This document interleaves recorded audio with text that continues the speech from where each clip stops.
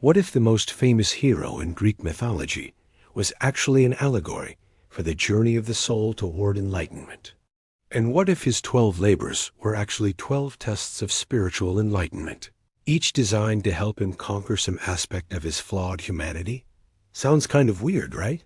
But hear me out. You see, Heracles was not just a great hero. He was also exceptionally flawed. He could be rash, impatient, angry, jealous, lustful, greedy, gluttonous. And through these 12 labors, he had the chance to confront each of these flaws and either overcome them or accept their necessity as part of being human. The first labor was to slay the Nemean lion, which according to the Theoi project, symbolized courage and strength. Of course, this lion was invincible. Its skin was impervious to weapons, and it was said to be the offspring of Typhoeus, a monster representing chaos and destruction. So what if this wasn't just a test of Heracles' physical prowess, but also a test of his ability to face his primal fears? We all have something in us that is wild and untamable, that part of us that is closest to our animalistic roots. And when we ignore or deny this part of ourselves, it can grow and manifest in ways we don't expect. That is why I think the Nemean lion is a metaphor for the fear that lives within us all, the fear that lies at the core of our being, from which all other fears branch out. And if we can conquer that core fear, then we conquer all of our fears. But there was more to the Nemean lion. You see, Heracles strangled the beast instead of killing it, and he used its hide as his armor. This reminds me of the Zen saying, before enlightenment, chop wood and carry water. After enlightenment, chop wood and carry water. That is, before we understand our true nature, we go through life afraid and reactive. But once we do gain insight into our true nature, we still have to deal with the everyday tasks of life. But now we do so from a place of peace and tranquility. In other words, Heracles didn't become fearless after slaying the Nemean lion. He simply learned how to approach life from a place of fearlessness. The second labor was to kill the Lernaean Hydra. Now this monster was pretty terrifying. It had 9 heads, and whenever Heracles chopped one off, 2 more grew back in its place. And then there was its poison, which burned like fire. So what if the Hydra is a metaphor for those vices that take root in our minds and seem impossible to kill? You know, those things we try to ignore or deny, but only succeed in making them worse. For example, anger. When we feel angry but push it down instead of dealing with it, it festers inside us and eventually boils over. Or consider fear. When we avoid the things we fear, we only make the fear stronger. But when we face our fears, no matter how many heads it has, eventually we conquer them once and for all. In fact, that's exactly what Heracles did here. He cauterized each wound with fire so that no blood would flow out and revive the heads. This symbolizes the need to come to terms with our flaws head on, without distractions or justifications. Only by doing so can we put an end to the suffering they cause us and those around us. The third labor was to capture the Cyrenian hind, a deer sacred to the goddess Artemis. Now this animal was extremely swift and elusive, and Heracles had to pursue it for a whole year before finally getting it. What if this labor is a metaphor for the long and arduous process of self-discovery and purification? Think about it. The hind was said to be pure and swift, and catching it represented a test of patience, stamina, and self-discipline. It also represented a test of the hunter's skill and ability to remain focused on his goal despite distractions. And this is exactly what the spiritual seeker must do. They must remain pure in their thoughts and actions while pursuing their goals with unwavering patience and focus. But the real challenge is to stay committed to this path, even when progress seems impossible. Just like Heracles almost gave up hope after spending a whole year chasing this darn deer.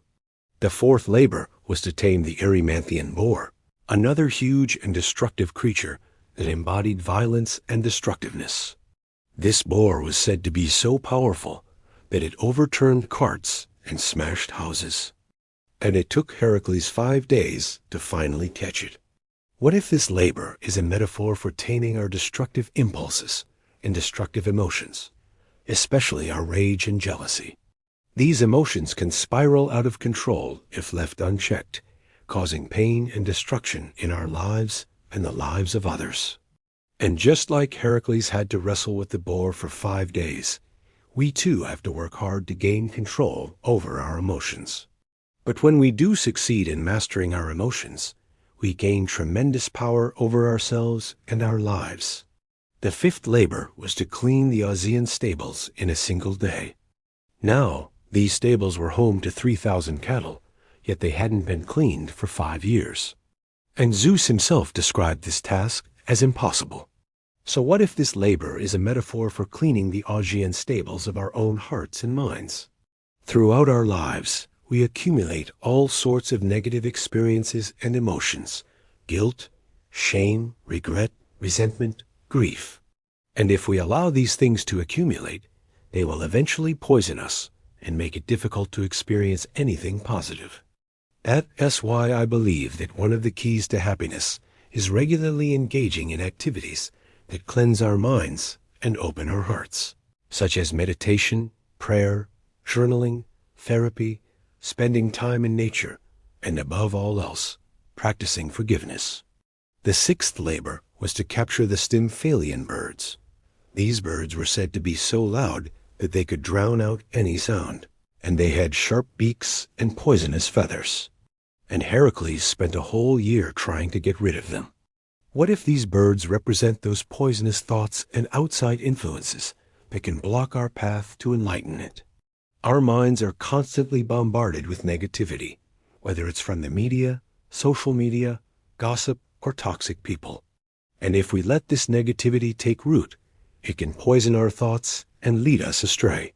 That's why it's important to spend time each day quieting our minds and listening to our inner wisdom. When we do this, we begin to tune out the noise of the world and tune into the still small voice within us that leads us to truth. The 7th labor was to capture the Cretan bull, which symbolized lust, passion, and desire. To complete this labor, Heracles traveled to the land of the sun god Helios and stole one of his cattle. Now, stealing cattle was considered a serious crime in ancient Greece because cattle were sacred to the gods and represented prosperity and wealth. So what if this labor is a metaphor for stealing from one of the gods? That is, indulging in our lusts and desires and taking advantage of others in the process? The problem with lust is that it blinds us to everything except the object of our desire. It clouds our judgment and causes us to do things we would normally never do. But when we give into our lusts, we sacrifice our values, our integrity, and even our very humanity. And speaking of sacrifices, labor no. 8 was to capture the mares of Diomedes, the son of Ares. These mares were said to be so strong that they ate human flesh, and Heracles had to feed King Diomedes to them as a sacrifice. Now, what's crazy is that Ares himself sent these horses to punish his own son for being disobedient. So what if this labor is a metaphor for appeasing our destructive impulses and tendencies? Sometimes we have to face the consequences of our actions, no matter how painful they may be. And only then can we move forward and become better versions of ourselves. I mean, Heracles didn't hesitate to feed Diomedes to the horses, even though he was a king and an ally of Heracles. Why?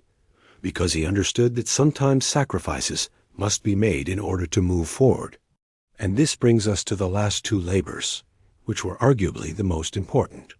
To complete labor no. 9, Heracles had to retrieve the golden apples of the Hesperides, which symbolized immortality. To do this, he made friends with a titan named Atlas and tricked the dragon Ladon into falling asleep. Then he plucked the apples from the tree and escaped with them.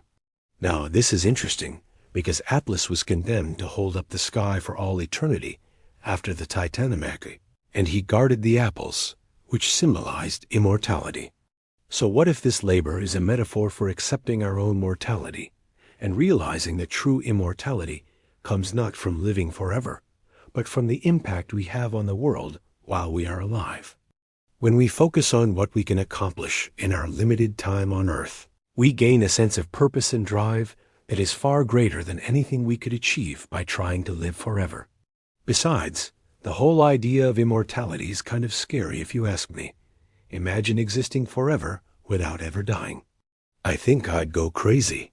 Finally, the 12th and last labor was to bring Cerberus, the three-headed dog that guarded the entrance to the underworld, up to the land of the living. Now this was a risky endeavor, because no one had ever brought a spirit back from the underworld without the permission of Hades. But Heracles managed to do it by wrestling with Cerberus until it fell into a deep sleep, at which point he put it in chains and brought it back to the land of the living. And you know, this labor was the final test of Heracles' wisdom and courage, because Cerberus was a symbol of death itself. And by conquering it, Heracles conquered his fear of death. He realized that death is nothing to fear, that it is simply a part of the cycle of life. And in doing so, he became truly wise and truly courageous. Now, I want to hear from you. What do you think? Is there any truth to the idea that the 12 labors of Heracles were actually hidden trials of spiritual enlightenment? And if so, what lessons can we learn from his journey? Let me know your thoughts in the comments below. I can't wait to read them. Thank you for watching.